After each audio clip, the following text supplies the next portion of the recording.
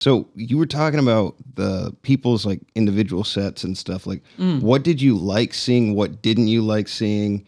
Like, So I think there's my favorite part of comedy, especially like when everyone's like trying to figure things out and get to the next level, is how they handle when a joke falls flat. Because that's kind of the art in it, you know. Do I have enough charisma to carry this? Is there like something in my back pocket that I have lined up when something doesn't work? And your set in particular has gotten a lot more refined, which is cool to watch.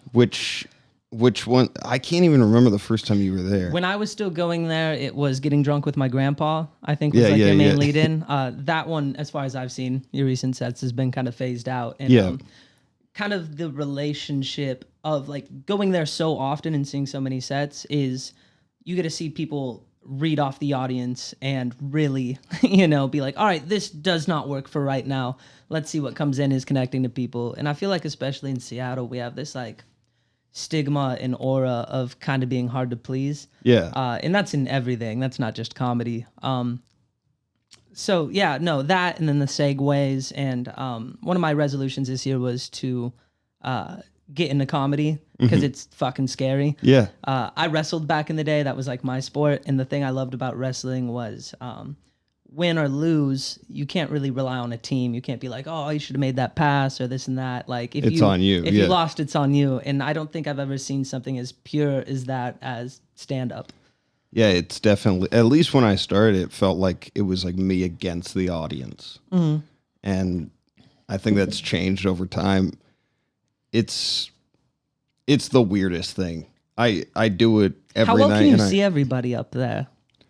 Like you got the front rows, but do you see like the every back, room's like, different? I mean, I've never done anything where like every time you go on stage, it's a different environment. You could be doing the same show, and every time you're going on stage, it changes. The dynamic of the crowd, how many people stayed, like what time of day it is. All those things matter. Like, is it an early show or late show? Like if you go to a Friday 7 o'clock show versus a Friday 9 o'clock show, like Steve Martin notoriously said, like that was the late show on Friday was why he quit doing stand up because it's so bad.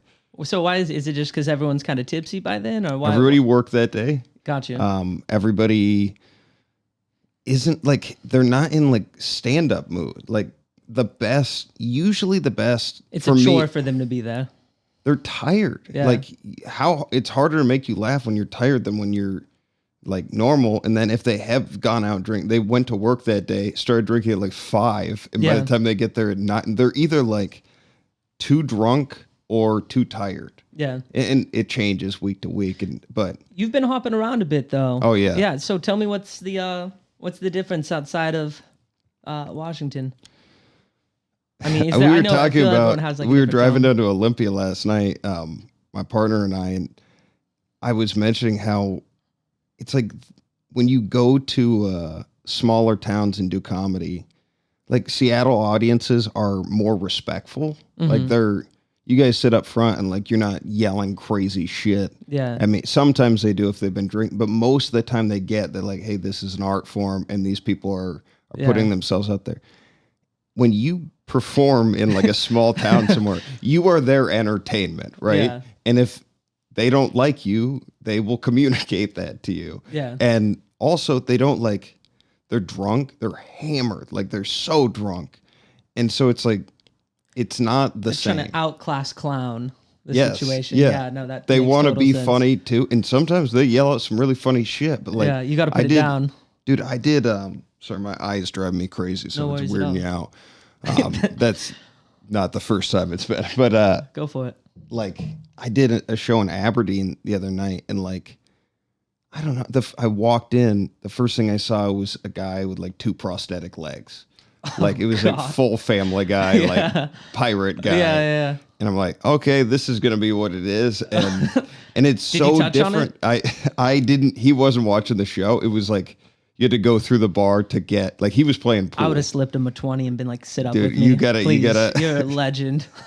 Well, it was fun. It was great. But I think the good side is you learn how to perform for like anybody. Yeah. But then the downside is if you get too universal, then you lose the sense of like who you are. Yeah. So there are a lot of like comics in Seattle, or just like, I would say like city metropolitan comics who are like great for that area, but it doesn't necessarily translate to the road. Yeah. And I don't know how it would be like, I'm talking about just regionally. Yeah. Like, I'm not talking about going to Chicago and playing Zanies or like Yeah. going to all these different clubs. I don't know how it is differently. I have to imagine though, when you do more different types of people, it changes what you do on stage.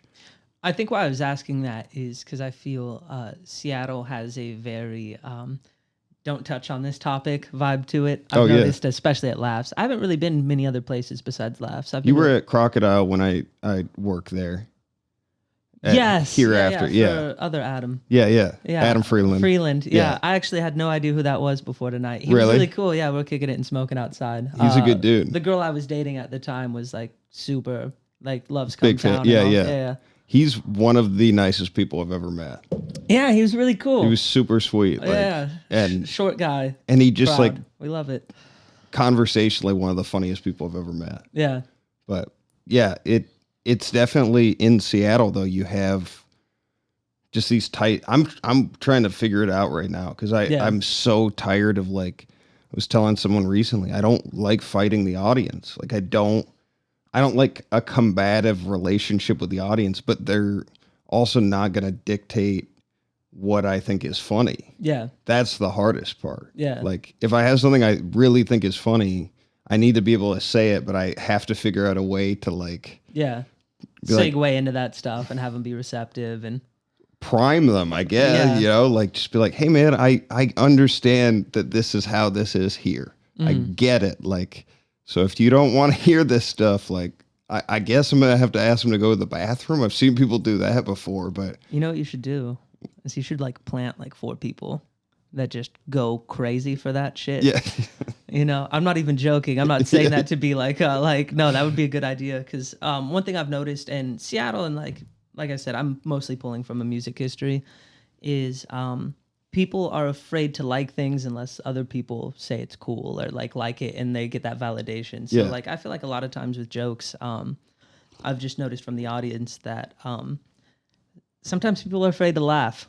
You know, sometimes people think it's funny, but nobody wants to raise their hand and go woo or like on something until they have that like everybody get permission from everyone else. 100%. Because it's also the day of the week, Matt. Like if you go on a Saturday versus a Wednesday, like when you get like younger audiences from like UW and stuff, like I don't know what the fuck what's okay to talk about at universities now. They love Rick and Morty. You can just hop into that Adult Swim pocket, right? Yeah, no. But like even like I just don't get what's okay to talk about anymore. Yeah. Like what is comedy when like you say you can't talk about this, like. Do you pay attention to Channel 5 at all and Andrew Callahan and those guys? Or that guy?